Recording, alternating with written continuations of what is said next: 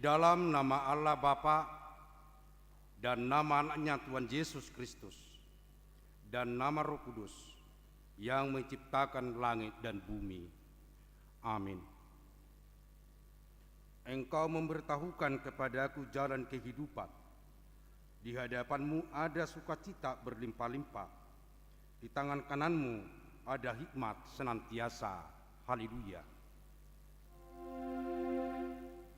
Haleluya.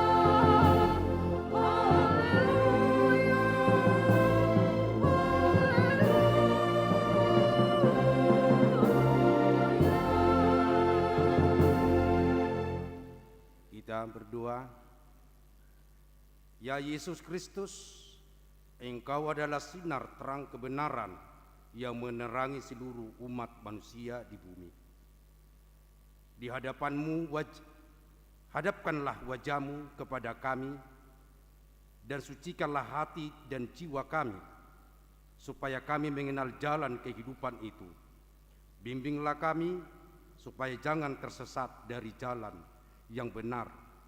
Yesus Kristus Tuhan kami. Amin.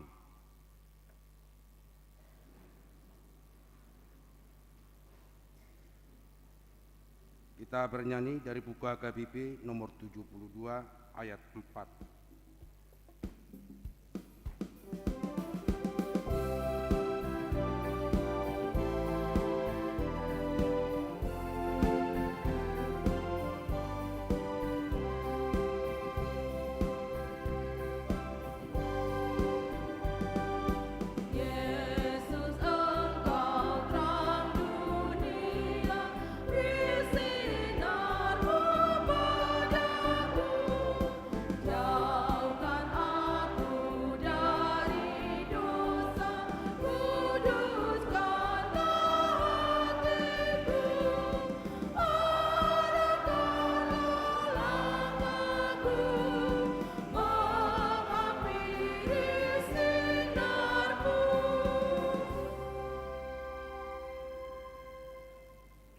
Marilah kita dengarkan hukum Tuhan yang diambil dari Matius 11 ayat 29.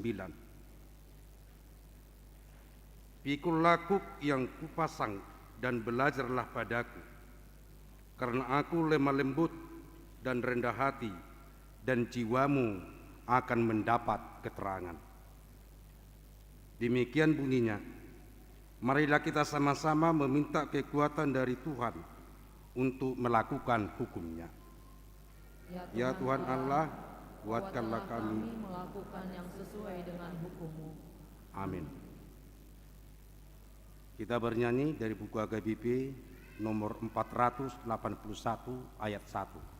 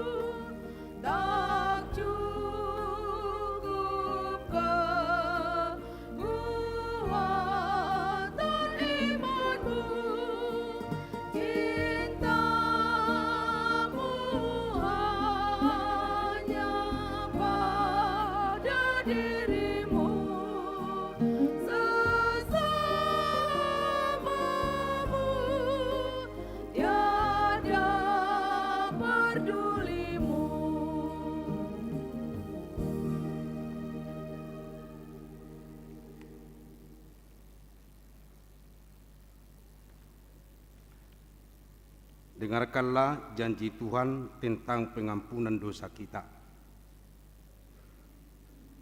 Marilah kepadaku semua yang letih lesu dan berbeban berat.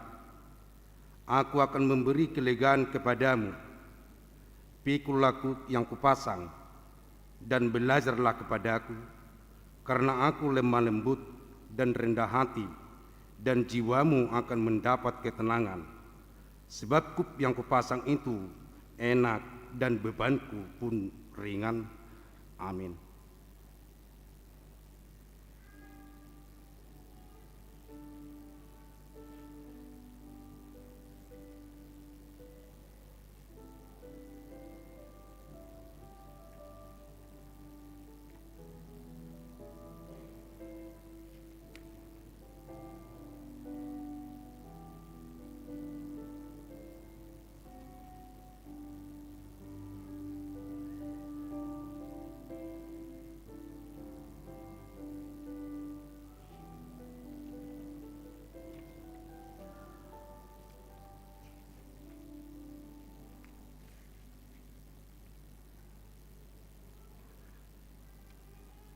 Ya Yesus Kristus, Engkau adalah sinar terang kebenaran yang menerangi seluruh umat manusia di bumi ini.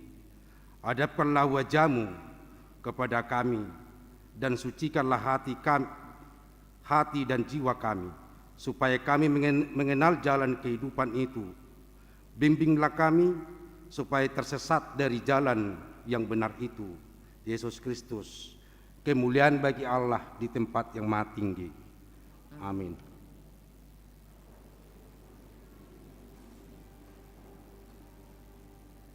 Kita bernyanyi dari buku HKBP 699 ayat 1.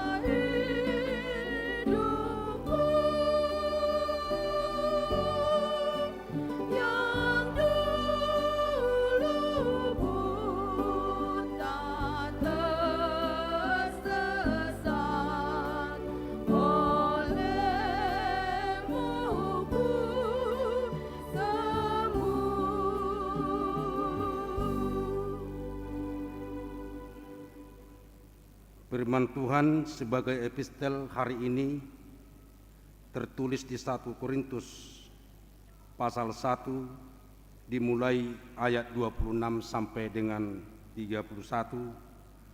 Kita membaca secara responsoria.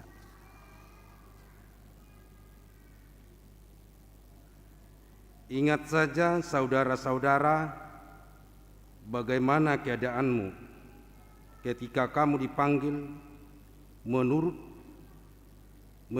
ukuran manusia. Tidak banyak orang yang bijak, tidak banyak orang yang berpengaruh, tidak banyak orang yang terpandang. Tetapi apa yang bodoh bagi dunia, dipilih Allah untuk memalukan orang-orang yang berhikmat. Dan apa yang lemah bagi dunia, dipilih Allah untuk memalukan apa yang kuat. Dan apa yang tidak terpandang dan yang hina bagi dunia, dipilih Allah, bahkan apa yang tidak berarti, dipilih Allah untuk meniadakan apa yang berarti. Supaya jangan seorang manusia pun yang memegahkan diri di hadapan Allah. Tetapi oleh Dia kamu berada dalam Kristus Yesus, yang oleh Allah telah menjadi hikmat bagi kita.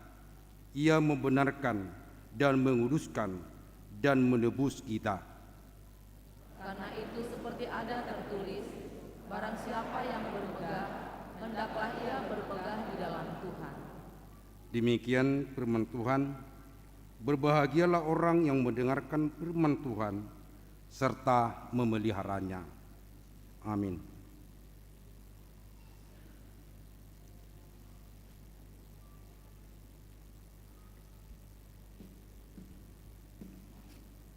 Kita bernyanyi.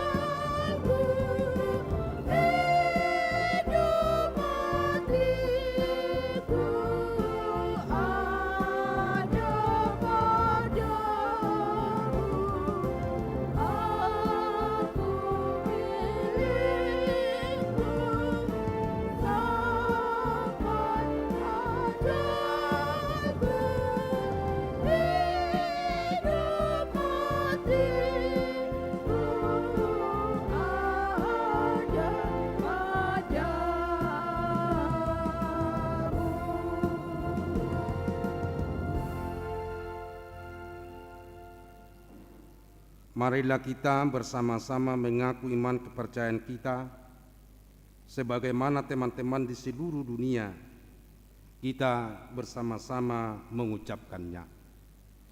Aku percaya kepada Bapa yang Maha Kuasa, Galib langit dan bumi. Aku percaya kepada Yesus Kristus, anaknya yang tunggal Tuhan kita, yang dikandung daripada Roh Kudus, lahir daripada anak Maria, yang menderita sengsara di bawah pemerintahan Pontius Pilatus, disalibkan, mati dan dikuburkan, yang turun ke dalam kerajaan maut. Pada hari yang ketiga, bangkit pula dari antara orang mati, naik ke surga, duduk di sebelah kanan Allah, Bapa yang Maha Kuasa. Dari sana akan datang kelak untuk menghakimi orang yang hidup dan yang mati. Aku percaya kepada Roh Kudus dan adanya satu gereja yang kudus, persekutuan orang kudus, pengampunan dosa, kebangkitan daging, dan hidup yang kekal. Amin.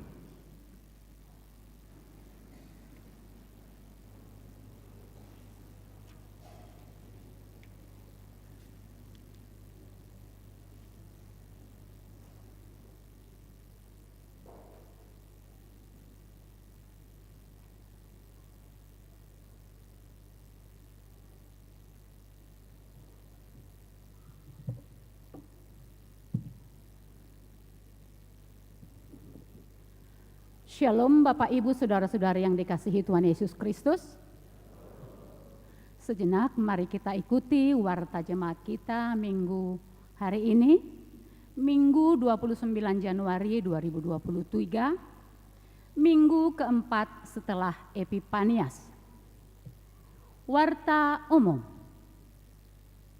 Yang pertama, anak lahir. Pada hari Sabtu tanggal 21 Januari 2023 telah lahir seorang putri bagi keluarga Bapak Friandi Simanulang, Ibu Boru Simamora dari Jalan Pertanian, Perumahan Ligako, Sektor Arengka Indah. Pada hari Kamis tanggal 26 Januari 2023 telah lahir seorang putri bagi keluarga Bapak Riki Agus Yanipar, Ibu Boru Pardede dari Jalan Fajar Ujung, Sektor Komplek Gubernur. Anak yang baru lahir serta orang tua dalam keadaan sehat. Yang kedua, berita nikah.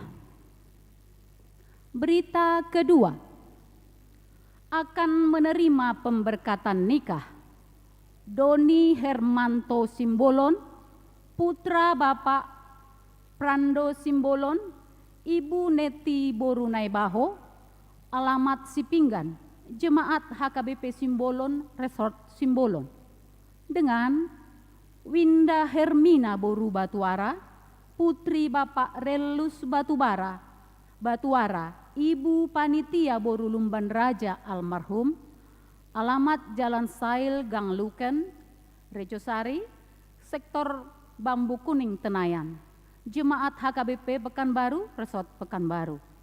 Pemberkatan hari Senin 30 Januari 2023 di HKBP Simbolon, Resort Simbolon. Berita kedua, akan menerima pemberkatan nikah Triman Manulang, putra Bapak Binsar Manulang, Ibu Asni Boru Purba, alamat Jalan Ajalea 8 nomor 13, Gria Martubung 2, Medan. Jemaat GKPI Jemaat Khusus Gria Martubung, dengan Dewi Marta Sofia Boru Simatupang, putri Bapak JR Simatupang almarhum, Ibu M Boru Lumban Tobing, alamat Perumahan Duta Mas, Sektor Pandau Permai. Jemaat HKBP Pekanbaru, Resort Pekanbaru. Pemberkatan hari Sabtu 4 Februari 2023 di GKPI Jemaat Khusus Gria Martubung, Medan.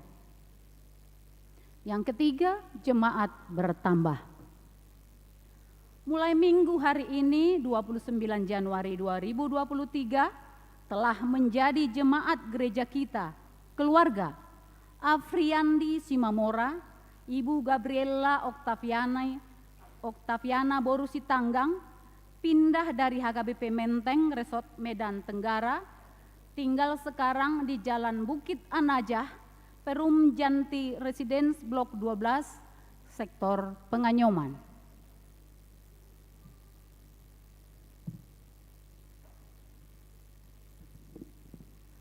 Suara Koinonia. Yang pertama, pelayanan. Minggu hari ini 29 Januari 2023, Pendeta Victor Singalha Silalahai STHMM, Pendeta Resort, melayani di pos pelayanan Kana HKBP Harapan Jaya pukul 10.30 WIB. Pendeta Dedi F. Silaban STH melayani di HKBP Jalan Segar pukul 8 WIB. Yang kedua, Warta Sekolah Minggu. Minggu hari ini 29 Januari 2023, kebaktian sekolah minggu dimulai kembali. Ibadah sekolah minggu HKBP Pekanbaru bertempat di gedung sekolah minggu HKBP Pekanbaru.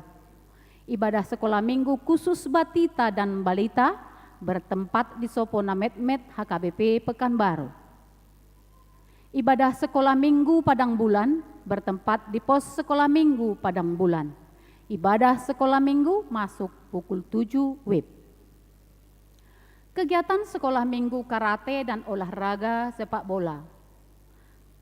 Kegiatan olahraga sepak bola dan kegiatan karate akan dimulai pada hari Minggu tanggal 5 Februari 2023. Yang ketiga, ibadah remaja. Minggu 5 Februari 2023, kebaktian Minggu Remaja akan dimulai kembali masuk pukul 9 WIB di Gedung Ex-Saudi. Keempat, peneguhan CD. Minggu hari ini 29 Januari 2023 pukul 17 WIB diadakan acara peneguhan CD kepada 1 orang jemaat. Yang kelima, pembekalan Kepala Bidang CHKBP. Pada tanggal 31 Januari sampai dengan 2 Februari 2023, Pendeta Victor Singalha Silalahai STHMM, Pendeta Resort, Pekanbaru, akan mengikuti pembekalan Kepala Bidang Koinonia CHKBP tempat di Tarutung. Keenam, Bonataon Seksi Paropuan Huria HKBP Pekanbaru. Kamis 2 Februari 2023 pukul 10 WIB, doa syukuran Bonataon Seksi Paropuan Huria HKBP Pekanbaru di Alam Mayang. Diharapkan kehadiran paropuan gereja kita untuk mengikuti acara tersebut. Yang ketujuh, belajar CD. Pada hari Sabtu 4 Februari 2023 dimulai kembali belajar CD, masuk pukul 15 WIB, dan hari Minggu 5 Februari 2023 pukul 14 WIB bertempat di Gedung Ex-Saudi. Kedelapan, baptisan kudus. Minggu 12 Februari 2023 akan diadakan baptisan kudus kepada anak jemaat gereja kita. Belajar baptisan kudus bagi orang tua pada hari Rabu 8 Februari 2023 dengan membawa surat pengantar dari Sintua sektor masing-masing. Kesembilan, sermon. Pada hari Rabu 1 Februari 2023, sermon guru sekolah minggu dimulai kembali, masuk pukul 17 WIB. Jumat 3 Februari 2023, sermon Parhalado dimulai kembali, masuk pukul 17 WIB.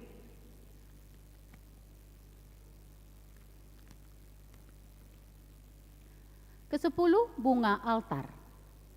Yang menyusun bunga altar bulan Februari 2023 adalah dari sektor Pandau Permai.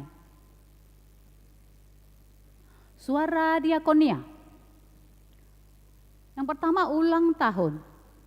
Majelis HKBP Pekanbaru mengucapkan selamat ulang tahun kepada warga jemaat yang berulang tahun kelahiran dan pernikahan dari tanggal 29 Januari sampai dengan 4 Februari 2023.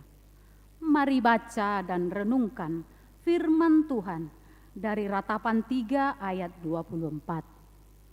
Tuhan adalah bagianku, kata jiwaku, oleh sebab itu aku berharap kepadanya.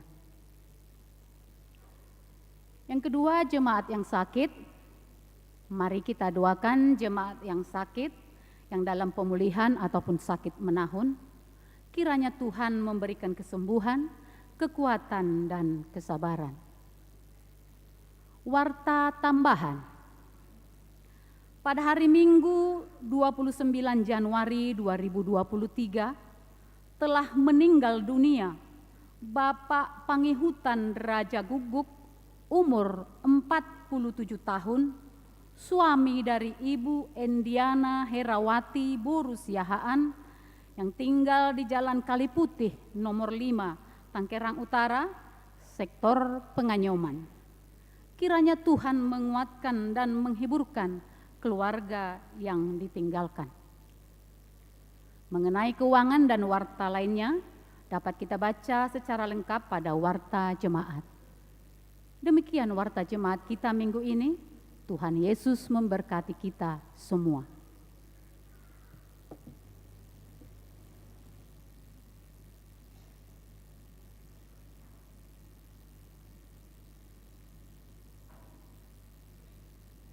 Kita bernyanyi dari buku HKBP 693 ayat 1 dan 2.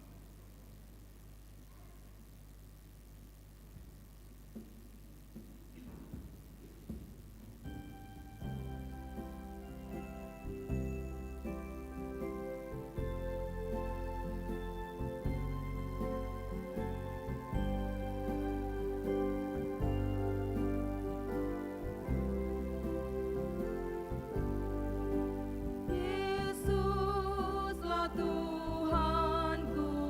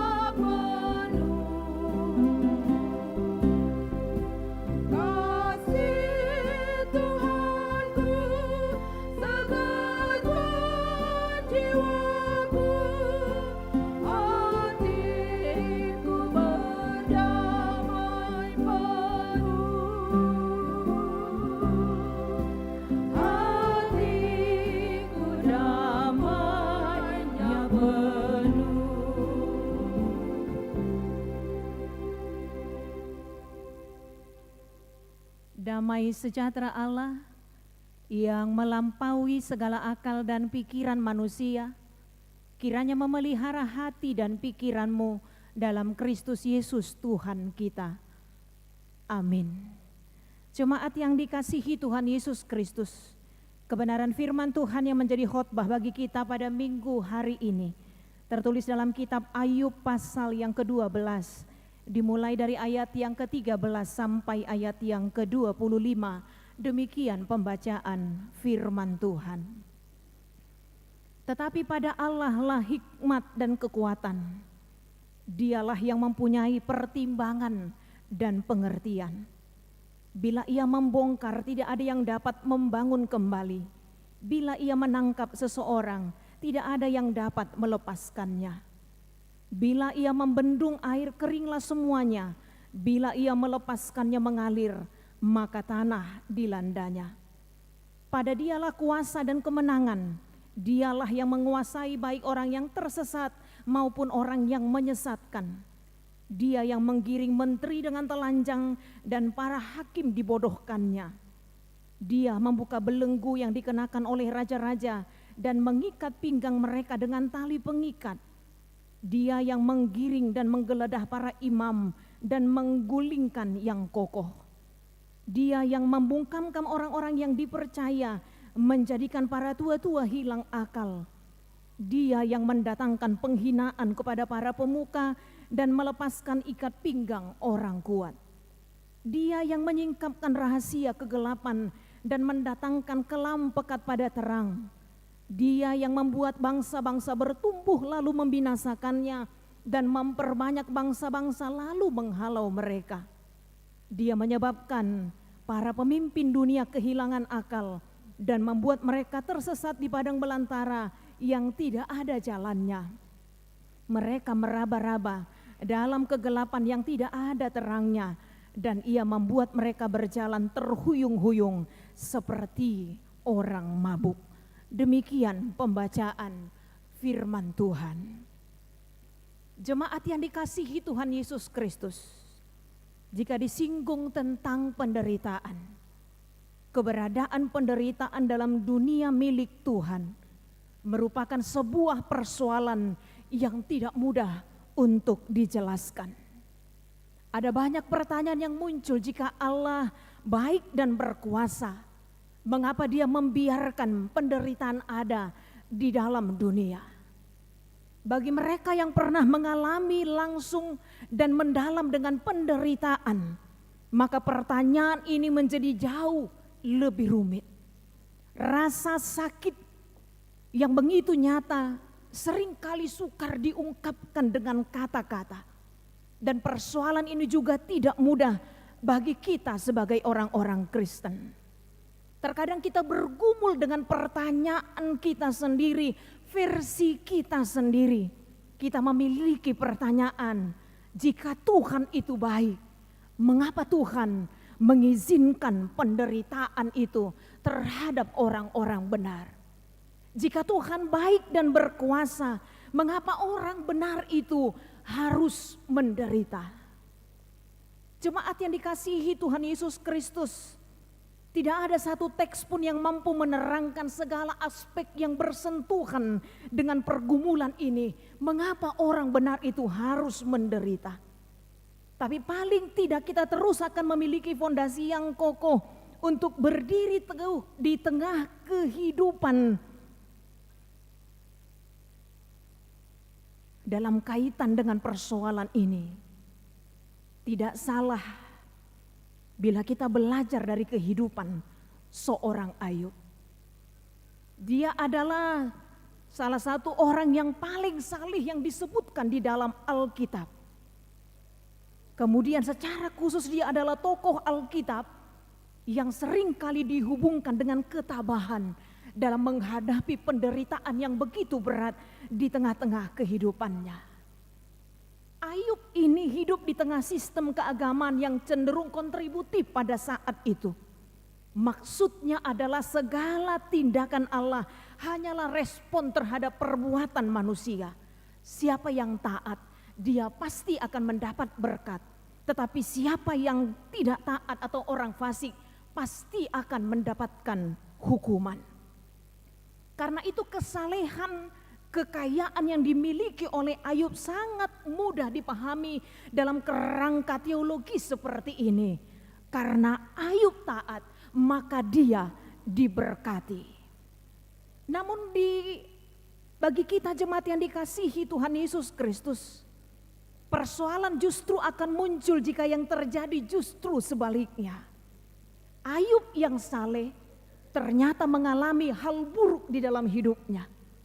Ayub yang saleh, yang taat, yang setia itu ternyata menghadapi beragam peristiwa buruk yang dapat dipahami sebagai kutuk menurut kacamata publik pada saat itu. Para sahabat Ayub sendiri jatuh kepada penghakiman memandang bahwa situasi yang dihadapi oleh Ayub itu adalah karena kesalahannya sendiri, karena dosa-dosanya sendiri. Karena itu tidak heran jika sahabat-sahabatnya meyakinkan Ayub tentang dosa-dosanya. Karena menurut mereka hal-hal yang buruk tidak mungkin terjadi pada orang yang saleh. Konsep retributif yang berkembang pada saat itu, orang yang taat akan mendapatkan berkat, tapi orang fasik akan menerima hukuman. Kemudian konsep ini juga yang timbul di pikiran para sahabat-sahabatnya. Itu sebabnya mereka berkata, jika Ayub adalah orang yang saleh, tak mungkin dia menghadapi penderitaan. Setiap penderitaan pasti disebabkan oleh dosa tertentu, dan Ayub berdebat dengan para sahabat-sahabatnya tentang hal ini. Karena itu jika kita berempati dengan apa yang dialami Ayub, bahwa apa yang dialaminya sangat-sangatlah berat. Dia kehilangan segala apa yang dimilikinya, anak-anaknya bahkan seluruh hartanya habis binasa. Penyakit juga menggerogoti tubuhnya dari telapak kakinya sampai ujung kepalanya. Kemudian dia juga didesak oleh istrinya untuk meninggalkan Allah. Bahkan sahabat-sahabatnya juga hanya tahu menghakimi dan menghakimi. Salah seorang sahabatnya juga Elifas menegur Ayub. Kalau kita membaca dalam Ayub pasal 4 ayat 7 sampai ayat 9, Elifas berkata kepadanya, camkanlah ini, siapa yang binasa dengan tidak bersalah, dan di manakah orang yang jujur dipunahkan. Yang telah kulihat ialah bahwa orang yang membajak kejahatan dan menabur kesusahan, ia menuainya juga. Mereka binasa oleh nafas Allah dan lenyap oleh hembusan hidungnya. Elifas berkata itu adalah karena perbuatannya, karena Ayub menabur kejahatan, maka dia pun menuai kejahatan. Itu sebabnya dalam pasal 6 kitab Ayub disebutkan bagaimana Ayub sangat kecewa dengan semua sahabat-sahabatnya. Karena seorang sahabat yang sejatinya menguatkan sahabatnya dalam penderitaan. Tapi seluruh sahabat Ayub justru menghakiminya dalam penderitaannya. Yang mereka berikan bukanlah penguatan, malah penghakiman yang tentunya semakin menambah penderitaan Ayub di dalam penderitaan berat yang sudah dialaminya.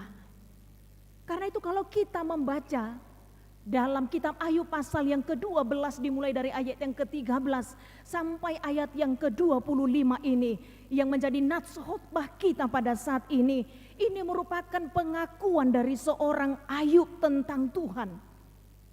Kalau kita membaca dari ayat yang pertama sampai ayat yang ke-25 dalam kitab Ayub pasal yang ke-12 ini dirangkum dalam satu judul, Ayub mengakui kekuasaan dan hikmat Tuhan.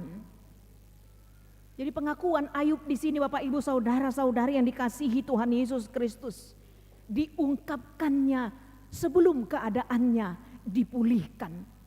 Nanti dalam Ayub pasal 42 di sana timbul satu pengakuan Ayub.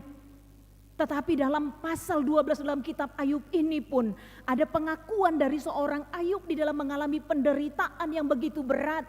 Tapi dia mengakui kekuasaan dan hikmat Allah dalam hidupnya. Dia mengakui bahwa Allah menunjukkan kedaulatannya yang mutlak atas segala sesuatu. Alam semesta dipenuhi dengan begitu banyak petunjuk dengan kekuasaan Tuhan. Tuhan itu memutuskan, Tuhan itu melakukan dan mengatur segala sesuatu. Dan Ayub mengakui bahwa di balik segala sesuatu, termasuk kesengsaraan yang dialaminya, yang menimpa dirinya, ada rencana Allah di balik semua yang dihadapinya. Mungkin di awal penderitaan, tak banyak orang yang siap untuk menerima penderitaan yang dialaminya. Maka muncullah pertanyaan, mengapa Allah membiarkan hal ini terjadi? Mengapa harus aku yang menderita? Mengapa harus aku yang mengalaminya? Kemudian dia mendaftarkan kebaikan-kebaikannya di hadapan Tuhan. Di awal penderitaan, terlebih karena penghakiman sahabat-sahabatnya, Ayub awalnya sulit untuk menerima apa yang dialaminya. Namun dalam perjalanan setelah menerima penderitaan itu, akhirnya dia mampu menyikapi, bahkan mengakui tentang kekuasaan Tuhan dan hikmat Tuhan yang tidak terselami oleh pikiran manusia. Karena itu rencana Allah, itu adalah pasti rencana Allah, bahwa ia sanggup melakukan segala sesuatu. Ayub mengakui secara benar, kemudian memuji Tuhan dalam kedaulatannya yang tidak terselidiki. Dalam nats kita ini dia mengilustrasikan kedaulatan Tuhan dengan kendalinya yang luar biasa atas tempat tertinggi dan termulia, para penasihat, para hakim, para raja, para imam, tua-tua dan bangsawan, yang kepadanya seringkali orang banyak berharap. Dan memang dalam realitanya kita akan mengharapkan mereka menjadi sangat pintar karena mereka adalah tulang punggung masyarakat. Tapi Tuhan mengizinkan kemakmuran mereka, tetapi Ia juga dapat mengizinkan kebinasaan mereka. Dia sanggup membungkamkan orang-orang yang dipercaya, menjadikan para tua-tua hirang akal. Dia membuka belenggu yang dikenakan oleh raja-raja dan mengikat pinggang mereka dengan tali pengikat. Orang-orang yang dianggap penting di tengah-tengah dunia ini sanggup direndahkan oleh Allah. Estati yang tinggi dan terhormat ini yang begitu kita idamkan dan kita raih ternyata sangat kecil dibandingkan dengan kekuasaan Tuhan. Bahkan disebutkan raja sekalipun bahkan tunduk kepada Tuhan, karena Tuhan dapat membalikkan aliran kekuatan. Bapak, Ibu, saudara-saudari yang dikasihi Tuhan Yesus Kristus, sekali lagi dalam hidup ini wajar bagi kita untuk mengharapkan kekuatan dan kebijaksanaan dari tempat-tempat tertentu, dari orang-orang tertentu, walau dalam kenyataannya tidak selalu seperti itu. Bahkan orang yang telah belajar dan bekerja keras untuk pengetahuan tidak selalu mengatakan hal-hal yang cerdas, tidak selalu cerdas dan tidak selalu membantu. Dalam kenyataannya ada orang-orang yang pintar, ada orang-orang yang kita anggap berpengalaman, tapi ketika mereka mengadakan rapat yang dipertontonkan justru kekerasan, memukul antara yang satu dengan yang lain, berbantah antara yang satu dengan yang lain, tanpa lagi rasa malu mempertontonkan tindakan mereka, karena tak mampu menguasai diri dan tak mampu menguasai emosi. Inilah kenyataan bahwa tidak semua orang selalu bekerja seperti yang kita pikirkan, bahkan dalam hal-hal intelektual sekalipun. Karena itu kebenaran firman Tuhan hari ini mengingatkan kita melalui pengakuan Ayub tentang kekuasaan, tentang kedaulatan Tuhan dan hikmat Tuhan, bahwa kita sebagai orang-orang yang percaya harus mengakui kekuasaan Allah dalam kehidupan kita. Walau setinggi apapun jabatan yang kita miliki, setinggi apapun ilmu pengetahuan yang kita ketahui, sebanyak dan seluas apapun harta yang kita miliki, tetapi setiap orang harus tunduk kepada Allah karena Allah adalah pemilik segala sesuatu. Apa yang dititipkan kepada kita pada saat ini, tidak ada yang dapat memegahkan dirinya di hadapan Tuhan. Seperti epistel kita yang mengingatkan kita pada saat ini. Karena yang bodoh oleh dunia ini pun dapat diangkat oleh Tuhan untuk mempermalukan orang-orang yang pintar menurut ukuran dunia ini. Karena itu Bapak Ibu saudara-saudari yang dikasihi Tuhan Yesus Kristus, ketika Ayub mengakui kekuasaan dan hikmat Tuhan, maka firman Tuhan mengingatkan kita bahwa setiap orang, setiap kita pun harus mengakui kekuasaan dan hikmat Tuhan. Sehingga tak ada seorang pun yang jatuh kepada kesombongan, tinggi hati karena apa yang ia miliki, apa yang peroleh, dan apa yang ia raih di tengah-tengah dunia ini.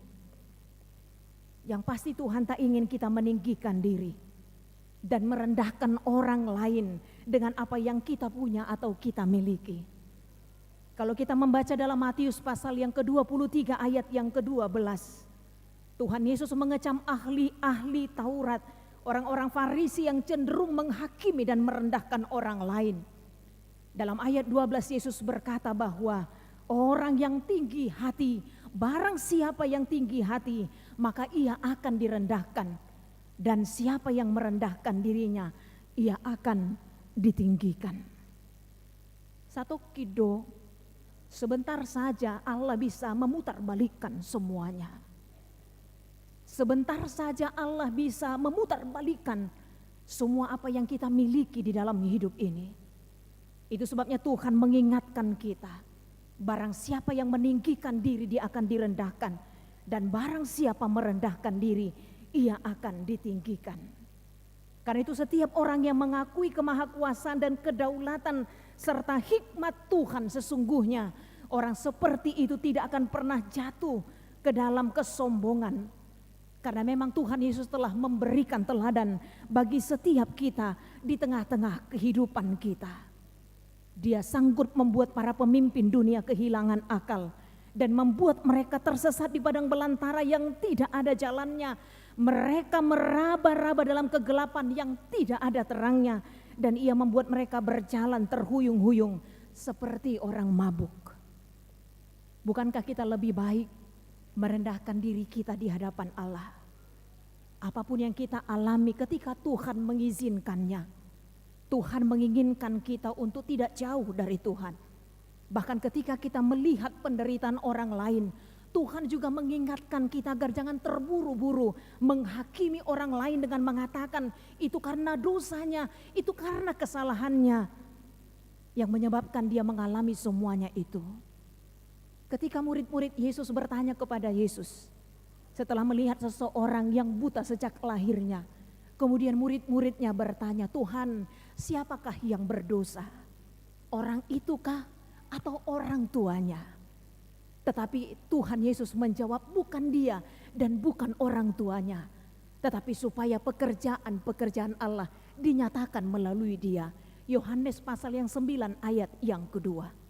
Jangan terburu-buru seperti sahabat Ayub yang mengatakan penderitaan Ayub itu adalah karena dosanya. Penderitaan Ayub itu adalah karena kesalahannya, membuat Ayub semakin menderita. Tetapi ketika melihat orang lain menderita, atau bahkan kita mengalami penderitaan di tengah-tengah kehidupan kita, yang lebih baik adalah menyerahkan hidup kita kepada Tuhan, karena meyakini sepenuhnya bahwa Tuhan sanggup menolong kita untuk keluar menjalani penderitaan kita, kuat menghadapi penderitaan kita. Dan pada saatnya kita akan mengakui bahwa Tuhan berkuasa menolong kita, membantu kita untuk melewati penderitaan demi penderitaan yang kita hadapi dalam kehidupan ini. Bersandar kepada Tuhan, percaya kepada Tuhan, karena pada waktunya dia akan selalu bertindak untuk menolong dan menyelamatkan kita. Amin, kita berdoa. Kami bersyukur Bapa di dalam surga atas kebenaran firman Tuhan yang mengingatkan kami akan rancangan Tuhan, atas karya Tuhan, kekuasaan dan hikmat Tuhan yang tidak ada bandingnya dengan kami, dengan segala apa yang kami miliki, baik kekuatan, kekuasaan dan hikmat yang ada pada kami. Dengan menyadarinya maka kami akan hidup di dalam kerendah hatiannya Tuhan, dan selalu mengakui bahwa Engkaulah Tuhan, sumber kekuatan dan hikmat dalam kehidupan kami. Ketika kami mengalami penderitaan, kami menyikapinya dengan selalu mendekatkan diri kami kepada Tuhan. Karena kami percaya bahwa Tuhan senantiasa menolong kami, menguatkan kami untuk menghadapi dan menerima penderitaan, dan Tuhan pasti akan menguatkan kami untuk melewati penderitaan demi penderitaan. Bapa di dalam surga, berkatilah setiap jemaat-Mu dalam penderitaan dan pergumulan yang mereka hadapi, supaya mereka tetap bersandar dan percayakan pertolongan Tuhan. Agar kami tidak selalu bertanya-tanya mengapa orang benar harus menderita, tetapi kalaupun orang benar menderita, tapi Tuhan senantiasa ada untuk memberikan pertolongan. Tolonglah kami ya Tuhan untuk melanjutkan hidup kami bersama Tuhan. Kuatkan kami menjalani kehidupan kami di tengah berbagai hal yang kami hadapi. Kami juga berdoa untuk jemaat-Mu yang mengalami penderitaan karena kematian keluarga yang mereka kasihi. Tuhanlah yang menguatkan mereka, Tuhanlah yang menolong mereka, Tuhanlah yang memberikan penghiburan. Berkati keluarga yang ditinggalkan dan anak-anak mereka, supaya mereka tetap bersandar kepada Tuhan. Terima kasih Bapa di dalam surga, ampuni kami atas segala dosa dan pelanggaran kami. Dalam kasih Kristus Yesus kami sudah berdoa dan mengucap syukur. Amin.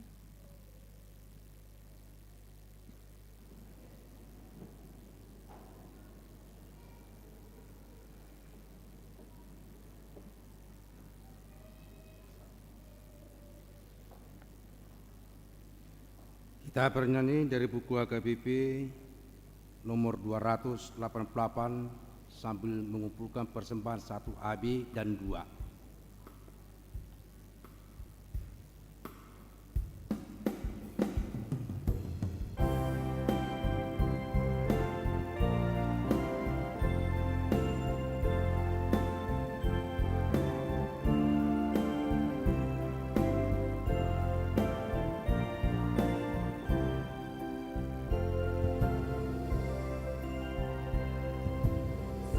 Segalanya di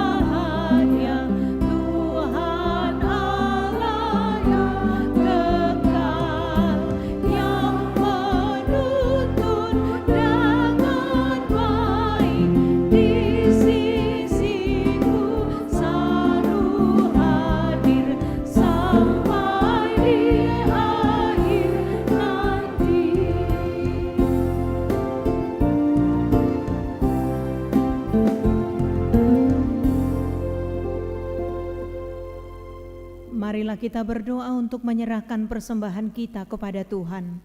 Ya Allah Bapa kami yang di surga, kami mengaku bahwa Tuhan adalah sumber dari segala karunia yang melimpah dalam kehidupan kami masing-masing. Sebahagian daripada karunia itu kami serahkan kembali sebagai persembahan kepada Tuhan. Terimalah dan berkatilah persembahan umat-Mu ini, agar dapat kami pergunakan untuk pekerjaan dan pelayanan kerajaan Tuhan di dunia ini. Bukalah hati kami untuk mengenal betapa banyak berkat dan karunia yang kami peroleh dari Tuhan, supaya kami senantiasa bersyukur kepadamu di dalam nama Yesus Kristus Tuhan kami. Amin.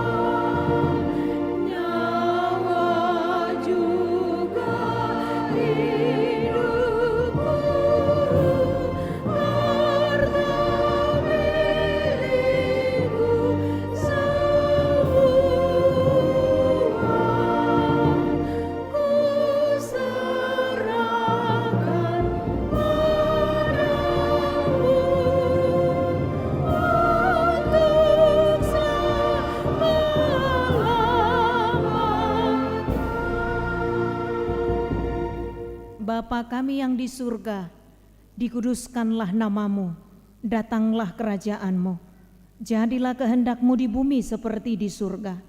Berikanlah kami pada hari ini makanan kami yang secukupnya, dan ampunilah kami akan kesalahan kami, seperti kami juga telah mengampuni orang yang bersalah kepada kami. Dan janganlah membawa kami ke dalam pencobaan, tetapi lepaskanlah kami daripada yang jahat.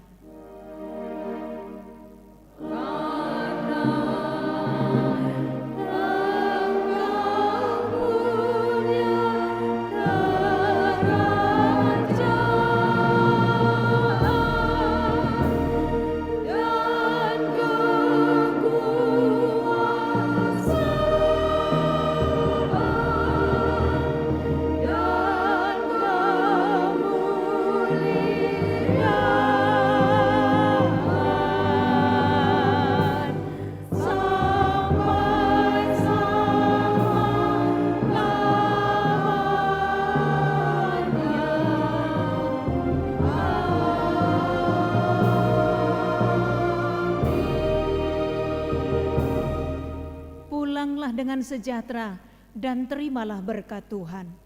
Tuhan memberkati engkau dan melindungi engkau. Tuhan menyinari engkau dengan wajah-Nya dan memberi engkau kasih karunia. Tuhan menghadapkan wajah-Nya kepadamu dan memberi engkau damai sejahtera.